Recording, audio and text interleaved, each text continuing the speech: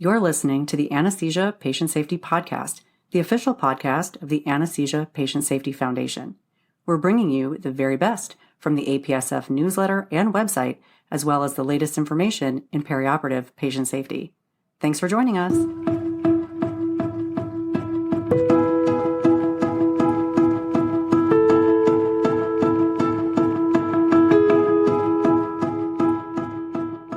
Hello, and welcome back to the Anesthesia Patient Safety Podcast. My name is Alli Bechtel, and I'm your host. Thank you for joining us for another show. I hope that you caught our show last week where we started talking about medication safety and lookalike vials. Plus, the APSF social media manager, Amy Pearson, provided some audio clips for some exclusive content. We are going to continue the conversation again this week. Before we dive further into today's episode, we'd like to recognize ICU Medical, a major corporate supporter of APSF. ICU Medical has generously provided unrestricted support as well as research and educational grants to further our vision that no one shall be harmed by anesthesia care.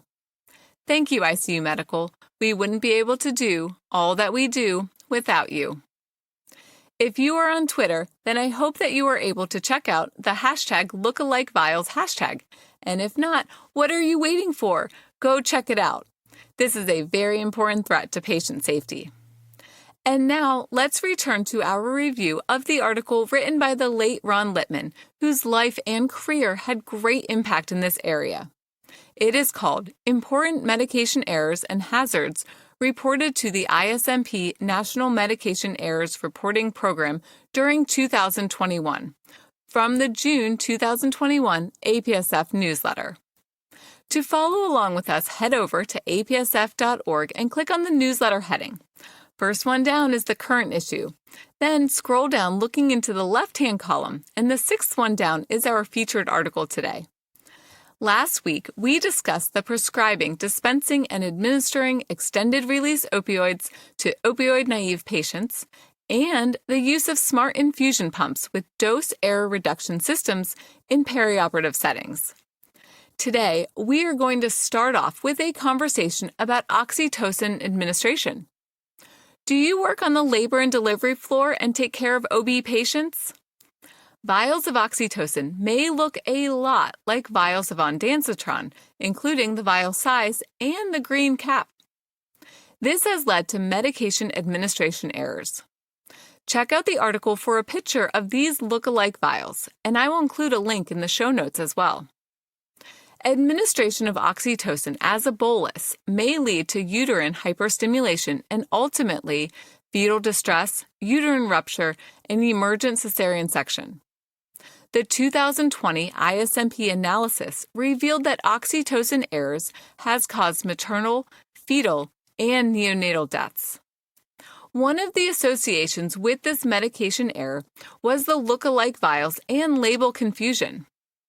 This is what that picture depicts, since the brand Pitocin vials look similar to ondansetron vials that are available from several manufacturers with similar green caps. The label confusion with oxytocin is due to 1, 10, and 30 ml oxytocin vials that display the 10 USP units per ml prominently with the total volume in the vial at the bottom of the label. So staff thought that each vial only contained 10 units of oxytocin total in the entire vial. This resulted in reported 10-fold dosing errors. Another important consideration with oxytocin ordering occurs due to the order entry, such that a search for OXY could lead to an order for oxycodone instead of oxytocin, or a search for PIT could lead to Pitressin, which was a discontinued brand of vasopressin, instead of Pitocin. Verbal orders have been associated with similar drug name confusion, leading to errors in drug ordering. Incorrect administration of oxytocin has occurred due to incomplete labels or failure to label nurse-prepared oxytocin solutions. In addition, oxytocin solution bags may be confused with a bag of crystalloid fluid or magnesium up on the OB floors. As you can see, there are a lot of considerations for safe administration of oxytocin. In order to address this situation, institutions may require 5 letters for a drug search in the electronic system and use only pharmacy-dispensed oxytocin solution bags that are labeled and come in a standardized concentration. The next step is to make sure that the oxytocin vials as well as the pre-mixed infusions are clearly labeled, especially the amount of drug per total volume. Barcode scanning technology should be used for stocking automatic dispensing cabinets and during any preparation and administration of oxytocin infusions. Last week, we talked about smart infusion pumps with drug error reduction systems, and this is one of the times to use that system, anytime you are infusing an oxytocin solution. Once the infusion has been completed or discontinued, make sure to discard the infusion bag. Our next situation involves the hazards associated with positioning infusion pumps outside COVID-19 patients' rooms. This is a newer situation that has come out of special patient care situations during the COVID-19 pandemic. Infusion pumps with extension tubing may have been positioned outside of patients' room in order to conserve PPE, decrease staff exposure, and allow the pumps to be heard and responded to quickly for patients with COVID-19. The extension sets required for this positioning will change the volume of priming fluid, the infusion pump flow rates, and the time for medications and solutions to reach the patient after starting a pump and changing the dose. Patients may also receive an unintended bolus of medication that was remaining in the extension tubing due to flushing the tubing. There is also a concern for the time delay for occlusion alarms at low flow rates or excessive occlusion alarms at high flow rates. Staff also need to be mindful of the extension tubing and necessary electrical cords that are tripping hazards in the patient's room. It is vital to ensure that the extension tubing does not become tangled or disconnected from the patient. The space between the patient and the infusion pump may affect the ability to perform barcode scanning of the medication prior to starting therapy. And independent double-checking of the infusion may be challenging as well. Going forward, it is important to weigh the risks and benefits of positioning the infusion pumps outside of the room for patients with COVID-19. If the decision is made that the benefits outweigh the risks and the pumps are positioned outside of the patient room, it is important to evaluate the process and incorporate the ECRI recommendations from the special report, Large Volume Infusion Pumps, Considerations when Used with Long Extension Sets Outside Patient Rooms to Help Reduce Staff PPE Use, which was published on April 1, 2020. I will include a link in the show notes as well. The recommendations include periodic infusion pump rounds in the hallway to verify the accuracy of the fluids and medications infusing, as well as the pump settings by the patient's nurse. Ensure that the tubing is connected appropriately and it is not a tripping hazard. Develop a temporary process so that barcode scanning and/or independent double checks may continue to occur prior to medication administration. For example, the patient's name, birthday, and hospital identification barcode on the IV pole or close to the pump. Finally, when pumps are returned to the standard positioning inside the patient's room, it is important to stop using the temporary measures and use the standard verification processes at the institution. Our next medication safety is combining or manipulating commercially available sterile products outside the pharmacy. The ISMP conducted a 2020 survey to look at admixture of medications outside the pharmacy. This may lead to medication errors since it is often done for emergency situations by staff without formal training, with serious procedural deviations. Sterile injectable medications prepared outside of the pharmacy include medications for IV push, intermittent infusions, IM injections, and continuous IV infusions. And these medications may be prepared by nurses, physicians, and anesthesia professionals. The survey respondents reported lack of training as a concern related to this practice, and other concerns included lack of space and time, for example, moving quickly during an emergency, labeling issues, mixing medications by memory instead of using a written protocol, interruptions and distractions, and maintaining sterility and accuracy of medication dose and concentration. In addition, about 1/3 of the respondents reported awareness of medication errors in the past year, especially during the preparation process. This survey provides insight into the practice of preparation of admixtures outside the pharmacy and highlights the need for institutions to limit this practice. Increased patient safety may require increased use of pharmacy and manufacturer-prepared, ready-to-use products. I will include a link to the survey that you can use at your institution for an internal review of this practice. Does this occur at your institution? To find out, check out the survey and share with the anesthesia professionals at your institution.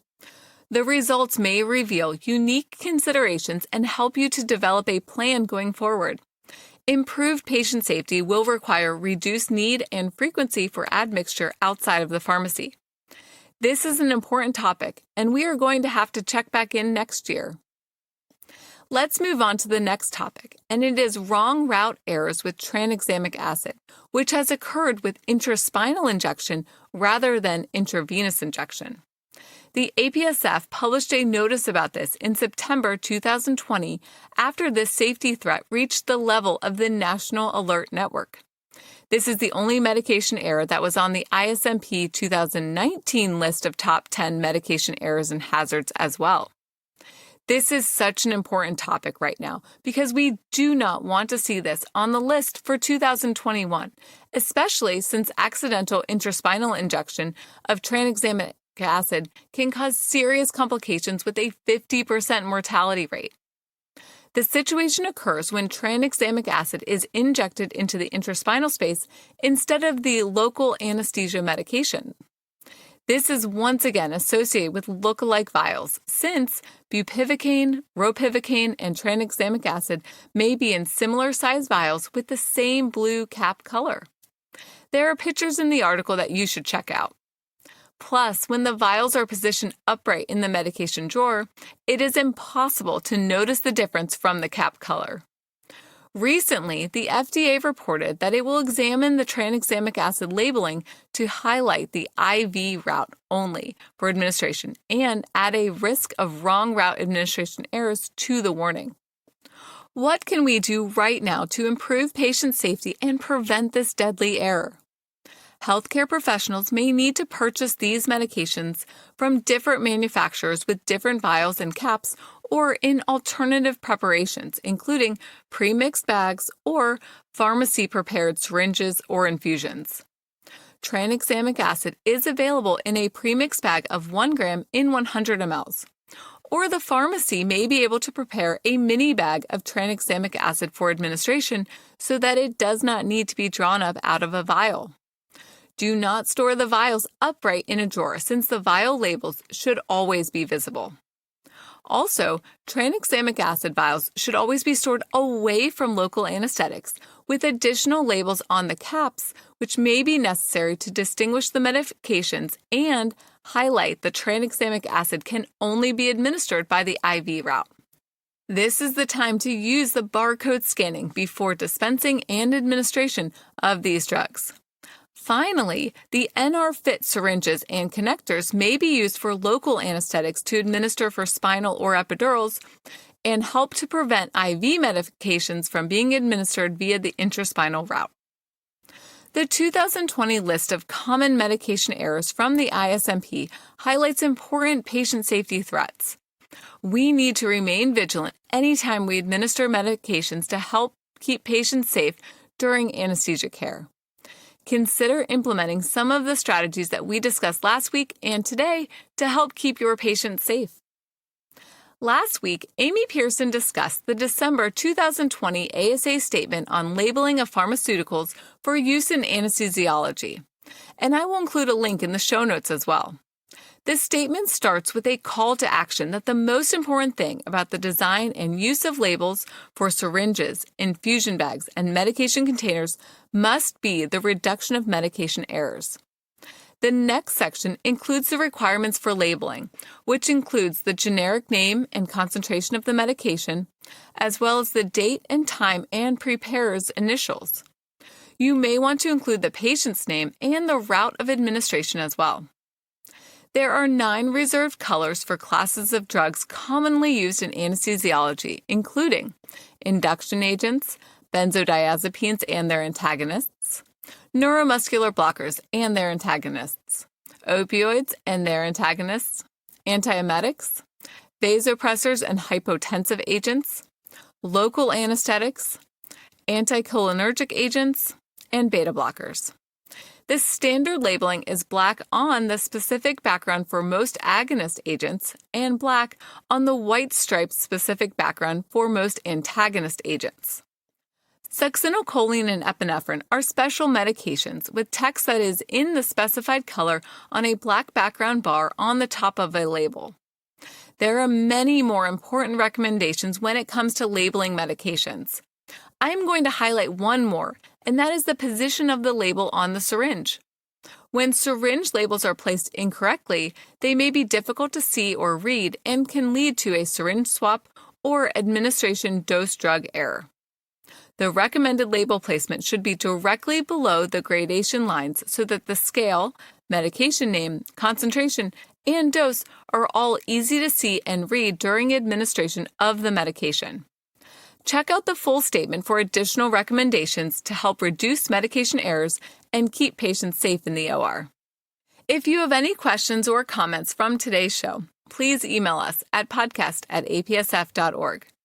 Visit apsf.org for detailed information and check out the show notes for links to all the topics we discussed today. You can find us on Twitter, Instagram, Facebook, and LinkedIn. See the show notes for more details, and we can't wait for you to tag us in a patient safety-related tweet or like our next post on Instagram.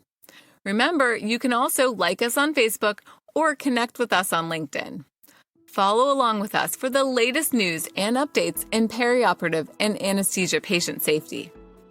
Until next time, stay vigilant so that no one shall be harmed by anesthesia care.